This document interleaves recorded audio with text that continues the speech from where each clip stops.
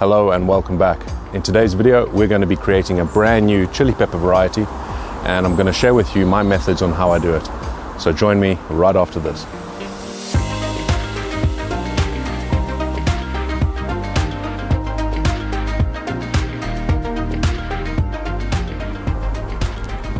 Let's look at the anatomy of a chili flower. On the outside, that's obviously the petals. And then on the inside here's where the interesting stuff happens. These here are stamen, and these stamen produce the pollen. And in the middle there, that is the stigma. If this does get pollinated, the pollen will stick to the end there, the stigma, and it will go down the pollen tube, which is what the stigma is attached to. So if we just remove a few things here.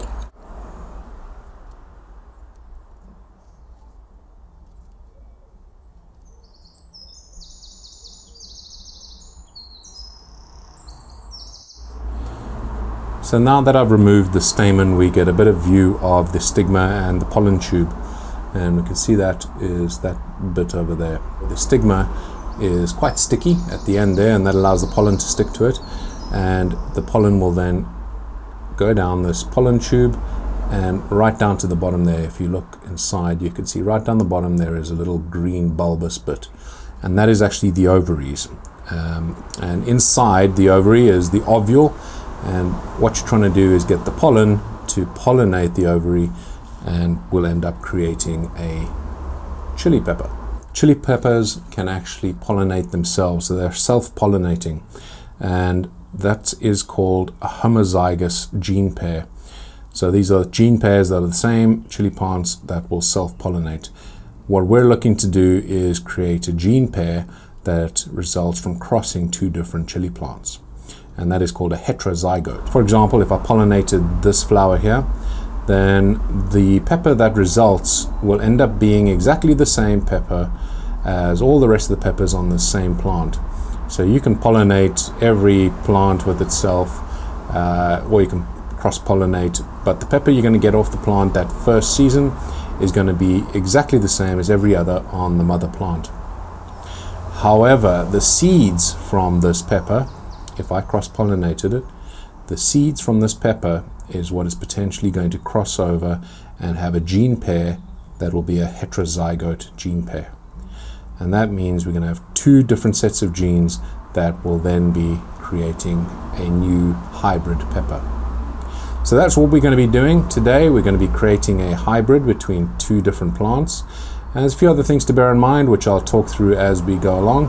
Hopefully that gives you a better idea of what we're working with here, and it will help make a bit more sense when you see what I actually do next. Let's first have a look at what I'm going to be using to do the cross-pollination.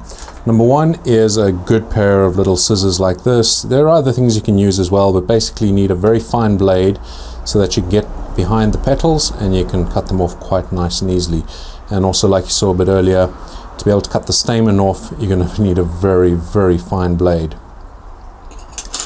Another thing we're going to use here are paint brushes. Now, I have in the past used earbuds, but I'm trying to be a bit eco-friendly, so we're going to use these reusable paint brushes. All that you do at the end is you can just put this in some boiling water. It'll make sure to kill off any of the pollen, and you can reuse them again when you want to do this again. And lastly, these little things here, it's what I use to actually store my seeds in at the end of the season, but it's also very useful for gathering pollen, and you'll see how we use that in just a little bit. I'll leave links for all these things down below so you can buy them for yourselves if you're interested. But you know, you don't have to use exactly what I'm using here. It's just, this is what I find makes things quite easy for myself. So that flower over there is from one of my lemon drops, and we're going to be gathering some pollen from that. So all I'm going to do is take the flower and I'm going to stick it inside there, and then just give it a bit of a tap. So you can see inside there is a bit of pollen, and we're going to gather a little bit more from a couple other flowers on the same plant, and that should be more than enough for the next phase. So there we go. I think we have more than enough pollen now. There's quite a lot in there, and this is all from the same lemon drop tree. So let's go and take this to where we're going to cross-pollinate with another pepper. This here is one of my peri-peri plants. Now, if you've been watching my channel for any length of time, you'll know how much I love my peri-peri. And I've been cultivating this plant and, well, these seeds for probably about 5 or 6 years, I'd say now. I'm not entirely sure. And what I'm going to try and do is cross the lemon drop with one of my peri-peri. You have to have a flower that is pretty much in this sort of state. It's almost ready to open, but it hasn't yet. Because if it has opened, then the pollen is going to be starting to be produced, and you're very likely just to pollinate itself, and that'll defeat the point. So we need to very carefully remove these leaves. I'll try and do this without damaging anything.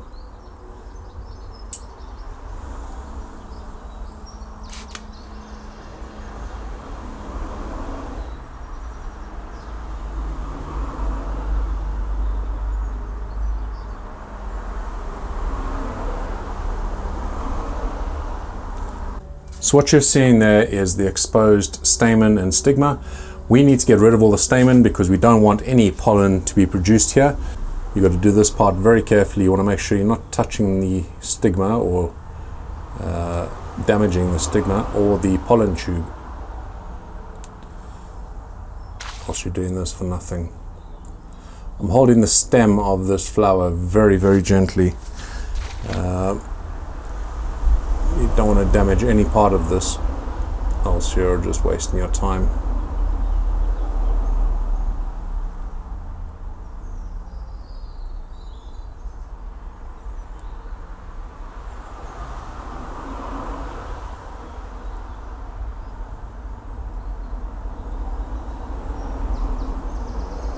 You can see now that we've taken away all of the stamen and we're left now with just the stigma exposed at the end there. So we're now going to take some of this pollen, put it on the end of this brush, and you can see there's quite a bit on there. That'll be plenty enough for what we're doing.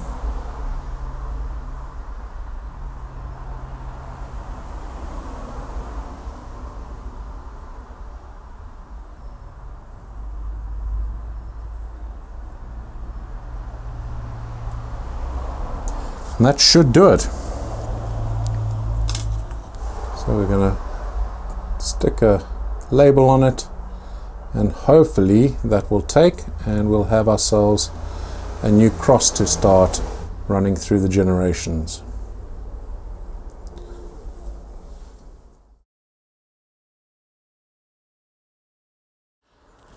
It's now a month and a half since I cross-pollinated, and look what we have here. Beautiful peri-peri, of course. This is going to be just like any other peri-peri at this point, but the seeds inside there is where the magic is. And obviously it's a cross between the lemon drop and the peri-peri. The seeds are what are going to result in some, hopefully, interesting characteristics. So that's one of them. Over here we have a second one that has successfully pollinated. Again, lemon drop crossed with the peri-peri, and we can see there, beautiful pepper. I'm pretty happy about that. We managed to cross-pollinate successfully a few of my peppers, and now the interesting bit starts. We need to get those to ripen, gather the seeds and start growing them on next year, and see what characteristics are going to come through from the peri-peri and from the lemon drop. And this is where we find out whether we have something interesting, have something tasty, have something unique, or whether we have a dud and we get the worst characteristics of both.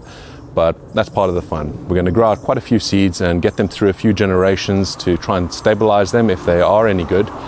And what I need from you guys is let me know in the comments below, what do you think I should call this pepper? I've thought through a few things, but I'm not very imaginative with these names, but I'm sure you guys have some good ideas, so let me know in the comments below, and I'll be sure to consider them, and you might be naming this new pepper. Anyway, I hope that you enjoyed this video. I hope that you learned something, and I look forward to seeing you on the next one. Until then, stay spicy.